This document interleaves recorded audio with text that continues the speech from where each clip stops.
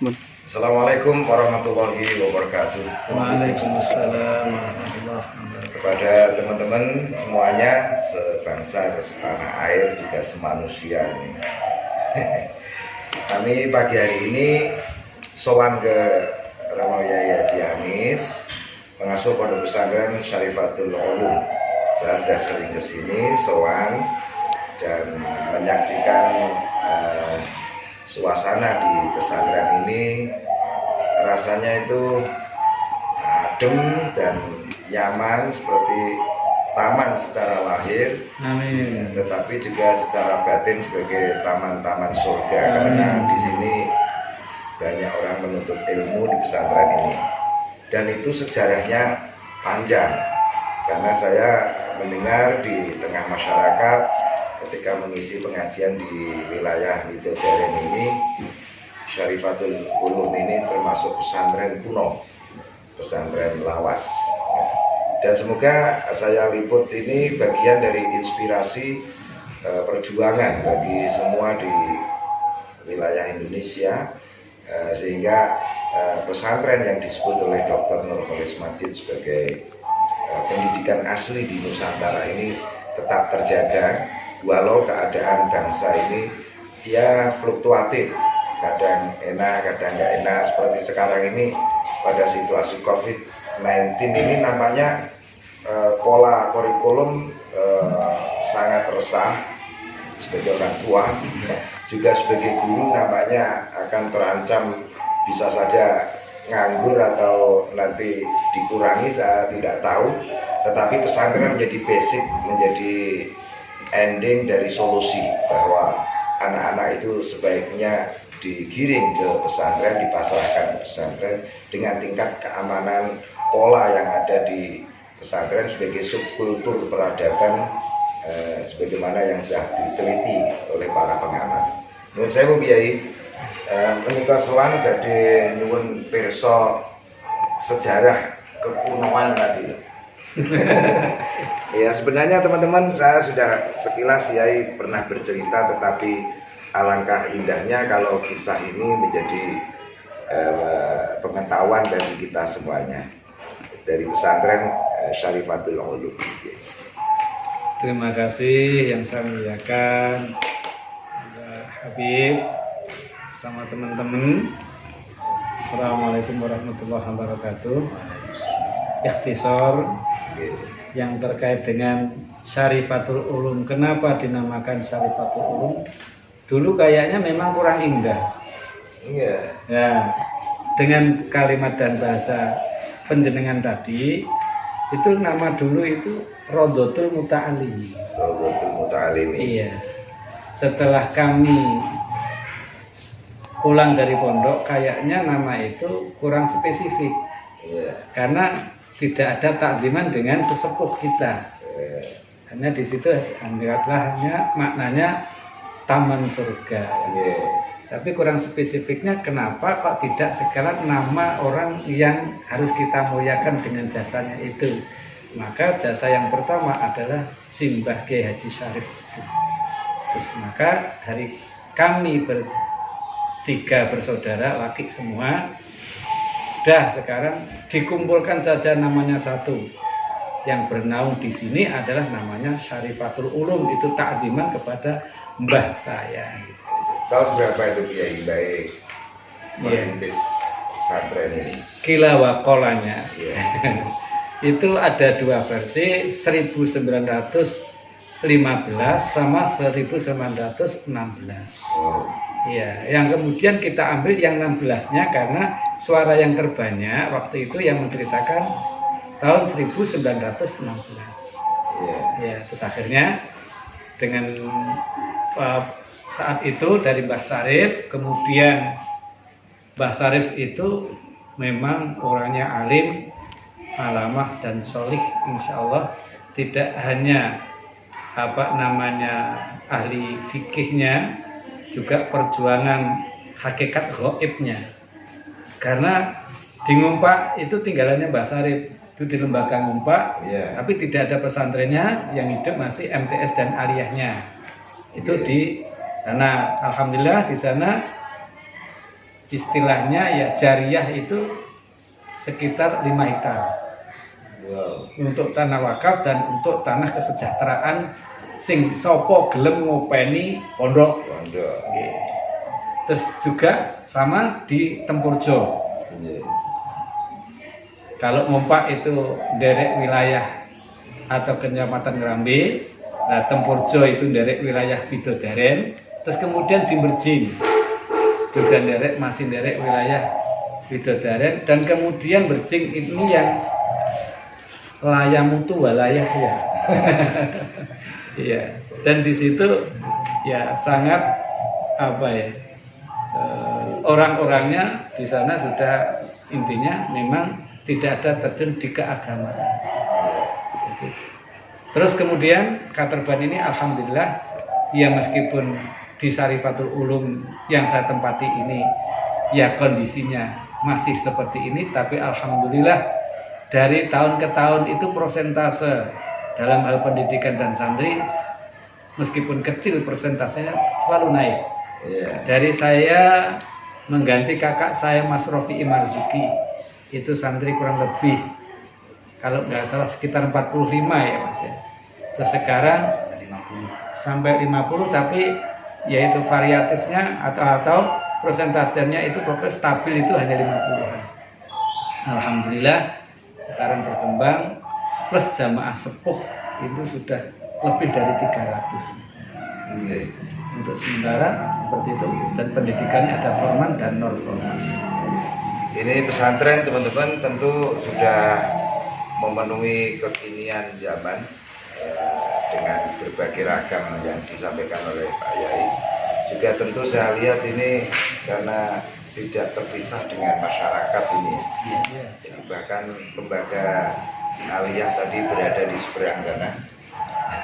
Nampaknya ini cukup ideal pola pesantren yang kuno juga, karena pesantren harus melibatkan langsung secara pengabdian di masyarakat. Dan tentu Kiai berkisah tentang sejarah lama, alumni sini tentu yang sudah menyebar Gus. Alhamdulillah. Alhamdulillah. Dan ini ya sementara sekalian memperkenalkan anak saya itu sebetulnya 3 laki semua, tapi masih yang hidup masih 2. Yang satu sudah kemarin alhamdulillah sudah laku ya. Itu dibundut oleh Pondok Tambak Berasangan. Nah ini bukannya belum laku. Ini anak yang laki dan ini baru pulang yang saya ceritakan ya di Libya. Ini saat ini Insya Allah sudah mau istiqomah di rumah. Ini sekalian ta'aruf dengan penjenengan ini. Namanya Gus Muhammad Nur Al-Fat. Gus Bab ini di samping berkisah tadi, tentu ini kami mendoakan penjenengan dan kerabat yang ada menjadi penerus perjuangan yang sudah panjang ini ya Gus.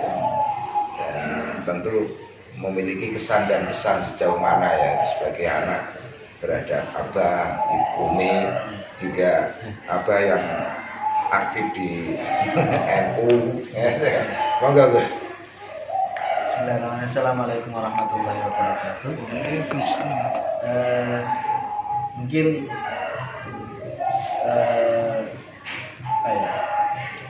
mulai dari angan-angan cita-cita saya dari kecil itu sebenarnya saya itu pengen jadi dokter. Itu selalu saya gaulkan. Tak seperti saya.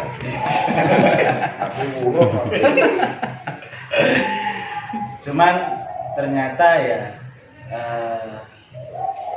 mungkin pendidikan, bukan mungkin sih, ini sebuah kepastian pendidikan dari bagaimana bapak mendidik saya dan ibu mendidik saya gitu kan.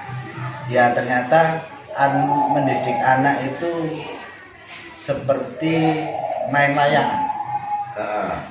Nek dicul nih terus pedot, kalau ditarik terus nggak jadi naik. Jadi waktu itu ya mungkin waktu itu saya bahasa Jawa gelo, kok gak nggak dimasukkan ke dokteran gitu. Kenapa pesantren? Ternyata semakin kesini kula sadar hitungan kula niku elek. cara saya berhitung niku jelek. Dan menurut bapak kalian ibu niku pantese ya wis iki nek agama. Jadi karena cara pola berpikir dan hafalan saya lebih bagus daripada logika berpikir hitungan. Jadi akhirnya di pesantren. Nah, mulai dari kehidupan pesantren itu, tapi uniknya bapak dan ibu saya itu dua itu produknya beda. Kakak saya itu memang bener-bener di prospek di kehidupan kuno, maksudnya pondok pesantren yang salafiyah kuno, dan saya niku dilepas di semacam hutan belantara. Niku Lu malah anu loh, penggosokan peristiwanya lebih matang nih. Nah itu dia, makanya saya itu selalu pendidikan kula niku tidak selalu di pendidikan ahli. Itu keunikan yang mungkin belum ada orang tua yang berani seperti itu. Kan biasanya orang tua NU terus gitu kan. Ini yang kakak saya di NU mah bener-bener cekek NU gitu kan. Dan saya itu ya di situ banyak golongan ada. Ya itu anu apa ini mengirim menjadikan sebagai spionase. Ya. Agen ganda.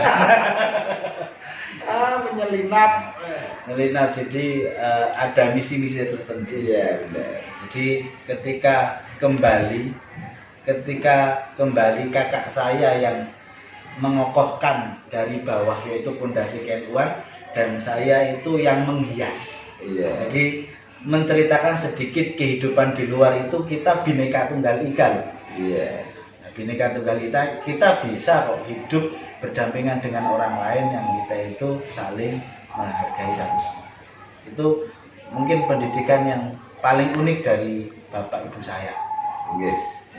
Terima kasih Gus. Ini tentu pandangan yang moderat ya Abang ini. Moderat tapi kuat di NU. Iya. Jadi memang saya itu walaupun di kehidupan pendidikan seperti itu, tapi ya selalu ada wejangan ketika di rumah gitu kan. Nah, ke-NU-an kita memang benar-benar digodok. Iya. Itu lebih Gus menjiwai NU yang sumerambah itu loh. Iya. Dari sisi diniyah, watoniyah dan basyariahnya ya. Pendidikan di sini apa mulai dari MTS. Kalau pendidikannya ada di sini yang bernaung di sini sementara itu MA. Tapi MA yang kita miliki, tapi juga formalnya dari TK. Ya. RA, terus kemudian MI, kemudian MTS, dan kemudian Alia.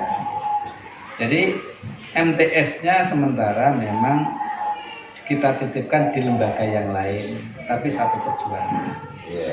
Kalau MA ini memang benar-benar mulai merintis dari awal. Jadi kita godok memang sistem ulama salaf dan kholaf. Ya, teman-teman, dengan paparan Abai dan Guse ini kita tahu sebuah prototip ideal yang diharapkan seperti ajaran NU, dan tentu pesantren telah melewati sejarah yang begitu panjang di negeri ini dan disebut oleh Martin van Bussen sebagai subkultur di dalam masyarakat.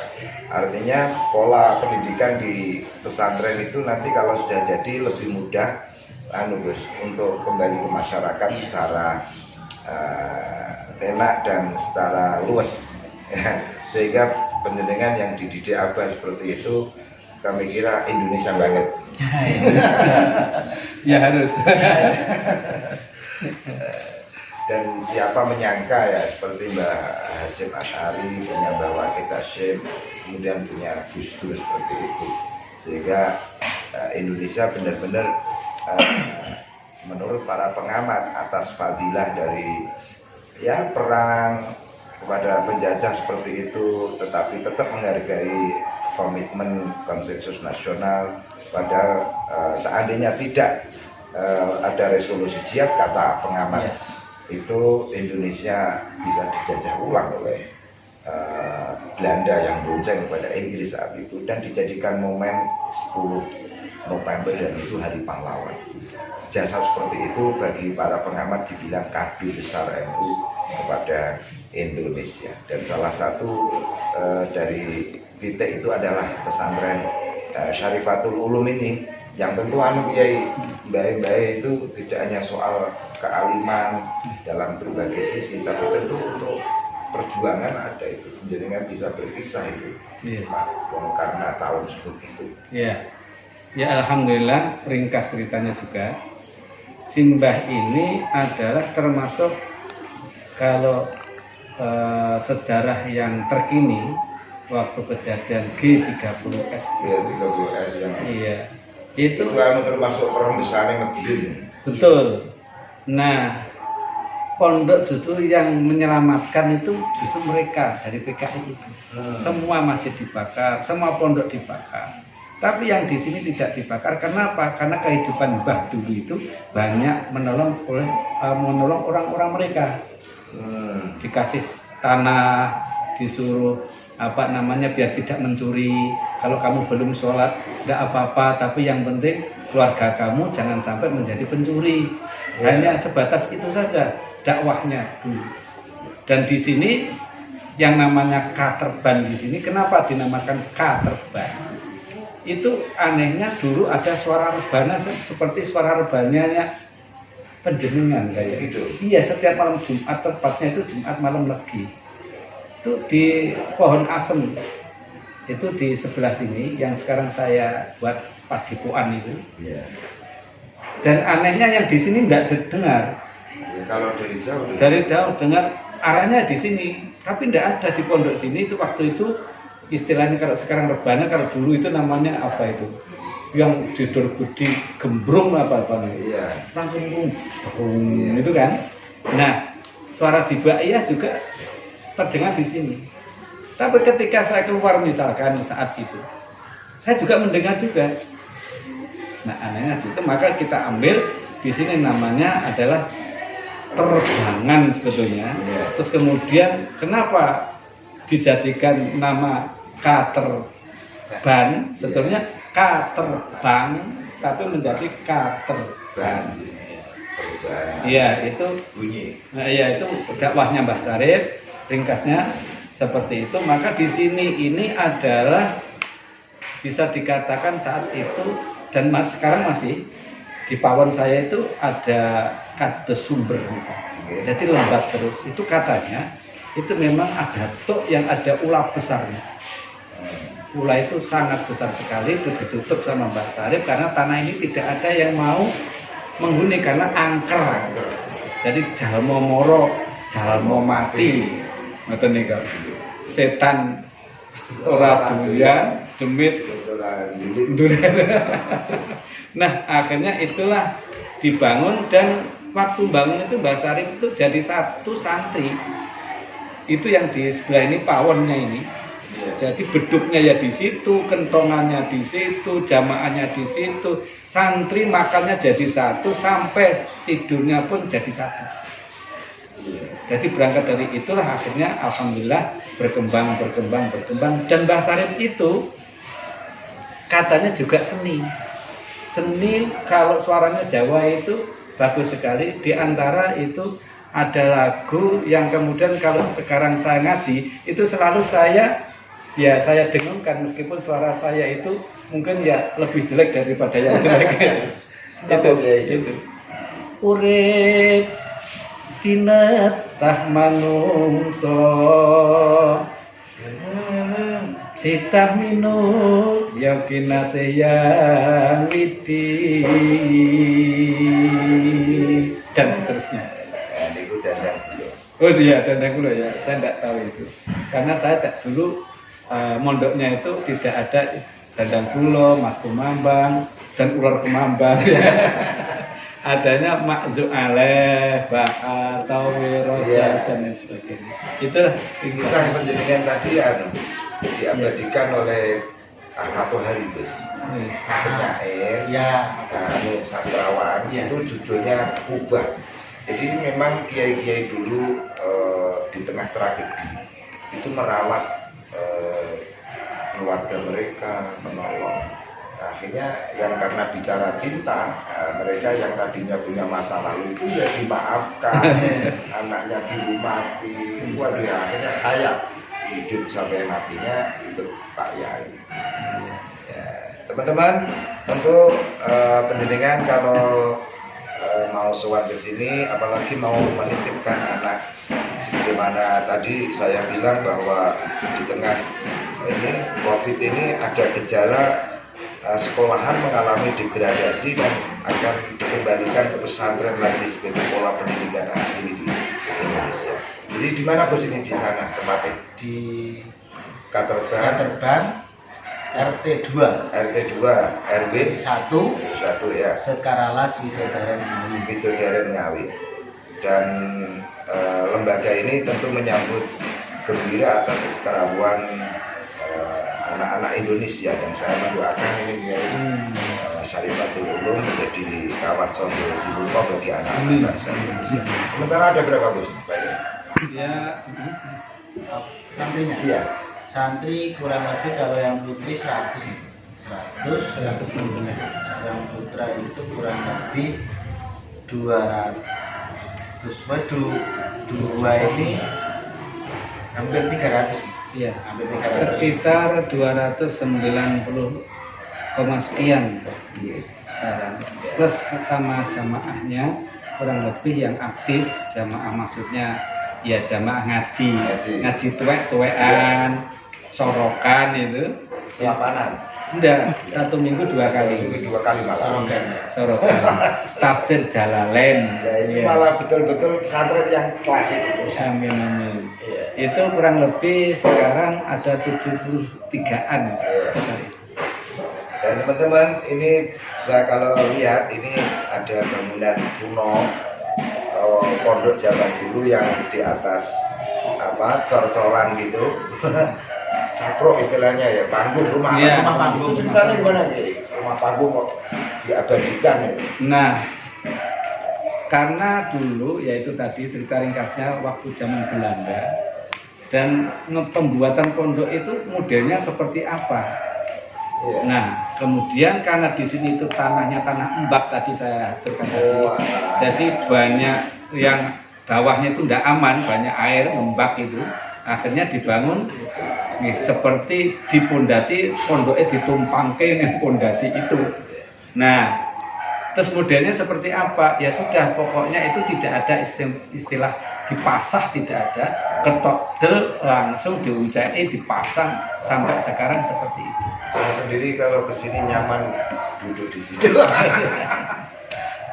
Ini Gus, semoga penjenengan yang sudah ditempa oleh orang tua dengan cara yang lain tadi mampu membawa pondok pesantren Syarifatul Ulum ini betul-betul sesuai dengan ya izin Islam wal muslimin di negeri yang beragam ini.